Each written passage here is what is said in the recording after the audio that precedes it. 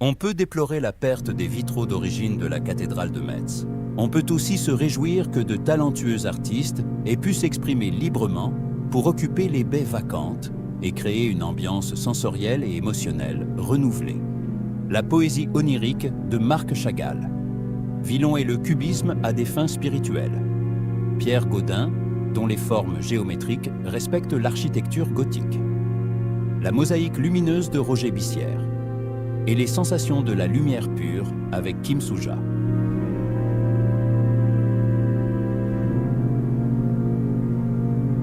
Marc Chagall réalise ses vitraux entre 1958 et 1968, aidé des maîtres verriers Charles Marc et Brigitte Simon.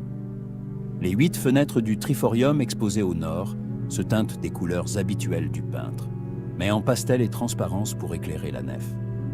Les fleurs jaillissent en bouquets et les plombs, loin d'être la contrainte médiévale du maître verrier, participent au dynamisme ascendant. Le jaune, lumière divine, inonde la verrière de la création et confère à l'ensemble une tonalité joyeuse.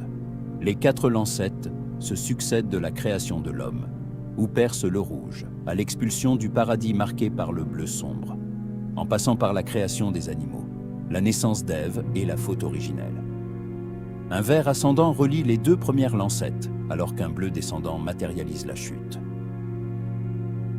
Même si Chagall est influencé par la religion juive, c'est probablement Dieu qui l'a représenté sur l'oblique droite du tympan, en maître de cette création.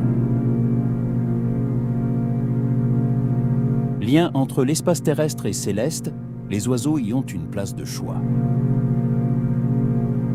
Adam, enveloppé de rouge, reçoit le souffle de vie dans un monde déjà peuplé d'animaux. À la pointe de la lancette apparaît le nouvel Adam, d'abord dans les bras de Marie, puis sur la croix. Un drapé vert ascendant nous conduit au luxuriant jardin d'Éden.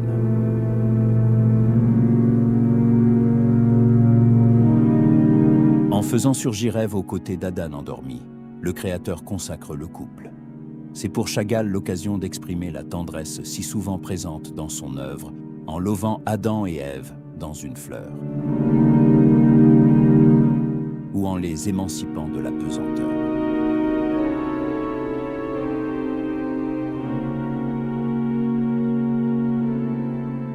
Mais déjà, le vert du paradis s'estompe et un discret serpent vient tenter Ève sous l'arbre de la connaissance. Le vert qui le soulignait passe à un bleu s'assombrissant dans la 4e lancette, qui relate l'expulsion du paradis. Toutefois, le message de Chagall s'éloigne de l'iconographie médiévale du péché. Certes, la partie sombre évoque la fragilité humaine, mais l'espoir jaillit de la partie claire. Les 4 lancettes sont alors des étapes de la vie: naissance, amour, apprentissage de la liberté.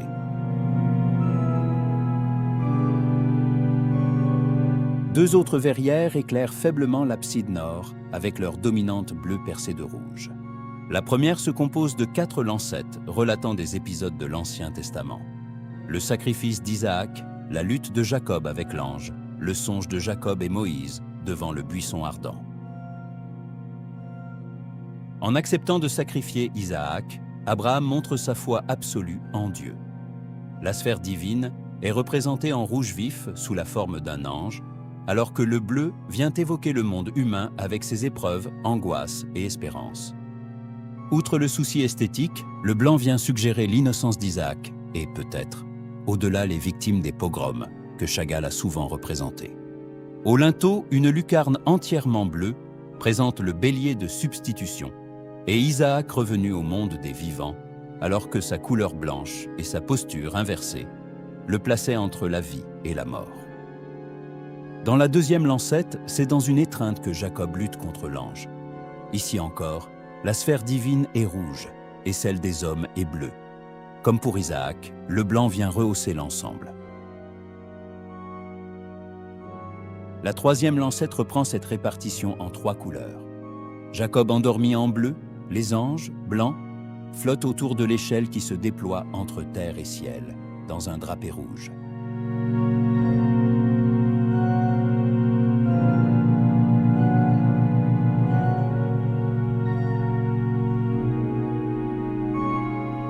Dans la 4e lancette, le bleu du buisson ardent peut surprendre. Il ne représente pas Dieu, en rouge au sommet, mais un mystère envoyé dans le monde des hommes, qui, comme Moïse, se teinte de bleu. Dans la verrière voisine, Moïse reçoit de Dieu les tables sur le Sinaï en flammes, les Hébreux restant à l'arrière.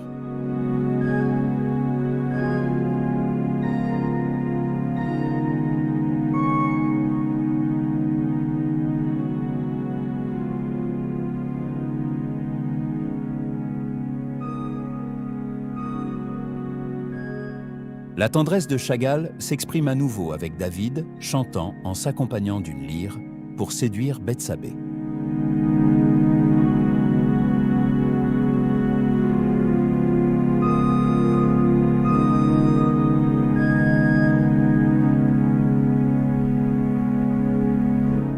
Au-dessous, en dépit des 2 flûtistes, la scène ne paraît pas festive.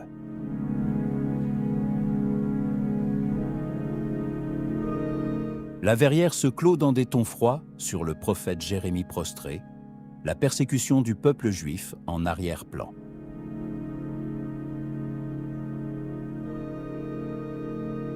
Ces verrières nous livrent le génie de Chagall, mais d'autres artistes créatifs ont œuvré dans la cathédrale.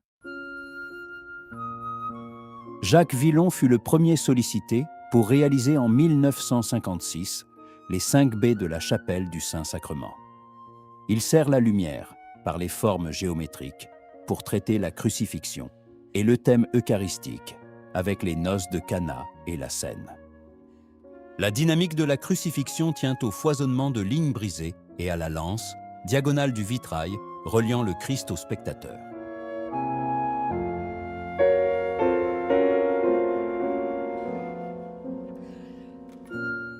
Le vitrail des noces de Cana est construit de la même manière, en verticale, avec un réseau de triangles et de diagonales reliant les acteurs et suscitant un regard ascendant, passage de la matière, le repas à la grâce. De près, le tableau semble redevable à l'abstraction cubiste, mais il retrouve sa lisibilité en s'éloignant. Dans la scène, c'est aussi un réseau de lignes brisées et de triangles qui fait circuler le regard entre les protagonistes.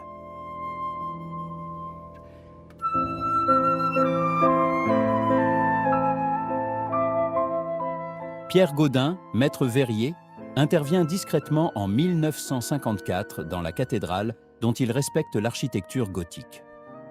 Contrairement à Villon et surtout à Chagall, il crée une ambiance sans raconter une histoire. Ses saints élancés, simplifiés, construits en grands aplats colorés, la géométrisation, plis rectilignes, losanges. Les couleurs franches, bleu, vert, or, rouge, le rattachent tardivement à l'art déco.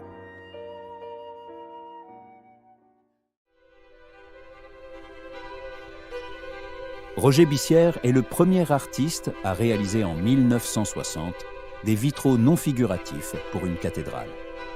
Il juxtapose des particules de ton froid et bleuté sur le tympan nord pour évoquer la nuit, et des particules de tons chauds et orangés au tympan sud pour faire jaillir la lumière, évoquant le 4e jour de la création, où Dieu fait surgir les 2 astres des ténèbres. Kim So-Oja réalise en 2022 des vitraux entièrement abstraits, conçus comme une expérience sensible reposant sur la couleur et les variations lumineuses au cours de la journée et des saisons.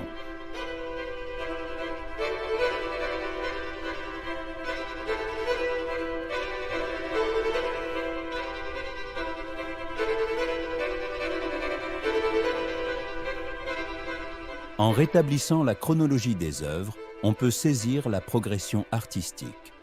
En 1954, Pierre Gaudin sert par la lumière l'architecture gothique. En 1957, Jacques Villon met le cubisme au service du mystère chrétien et fait de la géométrie un langage spirituel. Avec Roger Bissière, la couleur devient en 1959 une mosaïque lumineuse. Dans la décennie 60, Marc Chagall interprète la Bible de manière poétique, onirique et expressionniste. Enfin, en 2022, pour Kim So-Oja, le vitrail n'est plus que lumière.